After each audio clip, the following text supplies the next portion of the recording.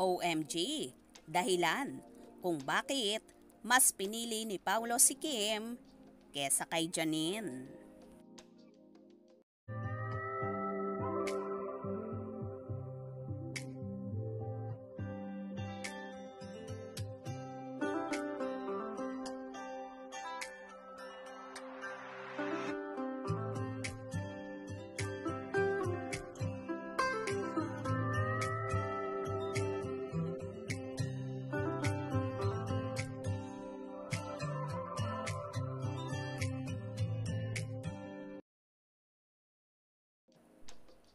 May mga ipinakalat ang mga katkatera at sausawera na di umano'y mas bet ni Pablo Avellino na makatrabaho si Kim Chiu kaysa kay Janine Gutierrez. Ayon daw sa source ng isang ex-social media user na si Bush Party Tonight, ang role ni Aidan na napunta kay Sanjo Marudo sa Dirty Linen ay originally na inalok kay Paulo Avellino. Pero tinanggihan daw ito ni Paulo dahil ayaw niyang ma-stuck sa love team. True ba ito? Pero kakaibang tono na raw ang inaawit ngayon ng aktor pagdating sa What's Wrong with Secretary Kim. Partner niyang si Kim Chiu.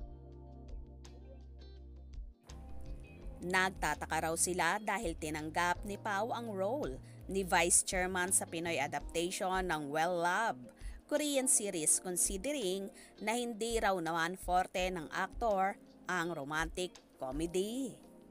Sa isang panayam, sinabi rin daw nito na willing siyang gumawa ng pelikula kasama ang Chinita Princess na hindi naman ganon ka-vocal pagdating kay Janine. Dagdag pa riyan, willing din daw siyang maging co-producer ng pelikula ni Kim.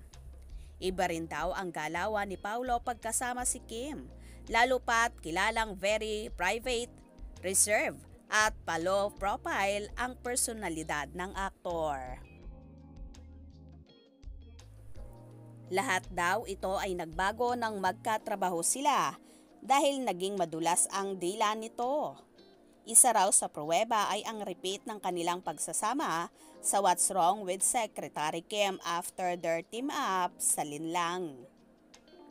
Nakintal din sa kamalayan ng mga katkatera ang ginawang pag-amin ni Paulo na pangarap niyang makasama si Kim sa isang proyekto pagkatapos lumipat noon ang actor from GMA7 to ABS-CBN.